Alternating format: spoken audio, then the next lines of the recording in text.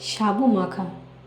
যেহেতু আজ আমাদের নীলষষ্ঠী উপোস ছিল, তো আমি বানিয়েছিলাম সাবু মাখা। এখানে আমি কলা নিয়ে নিয়েছি, সন্দেশ, রসগোল্লা, নারকোল কোড়ানো ও চিনি। তো প্রথমে আমি বাটিতে কলা নিয়ে নিয়েছি। কলাগুলোকে আমি হাতের সাহায্যে ম্যাশ করে নিয়েছিলাম এবং ভালো করে ম্যাশ করে নেওয়ার পর তার মধ্যে দিয়ে দিয়েছিলাম নারকোল কোড়া। তো দেখতে পাচ্ছ এখানে আমি নারকেল কোড়া দিয়ে নিয়েছি। তো নারকেল কোড়া দিয়ে দেওয়ার পর আমি দিয়ে দিয়েছিলাম কিছুটা পরিমাণে চিনি। তোমরা তোমাদের পরিমাণ অনুযায়ী নিতে পারো।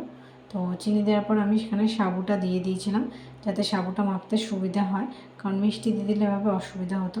তো সাবু দিয়ে দেওয়ার পর আমি এখানে বেশি করে সাবুটা পরিমাণে নিয়ে নিয়েছিলাম। তো তারপর আমি সাবুটা দিয়ে দেওয়ার পর দিয়ে দিয়েছিলাম দুধ। তো আমি এখানে চার হাতা মতো দুধ দিয়ে দিয়েছিলাম। তোমরা তোমাদের পরিমাণ মতো দিতে পারো। তো দিয়ে দিয়েছিলাম সন্দেশ।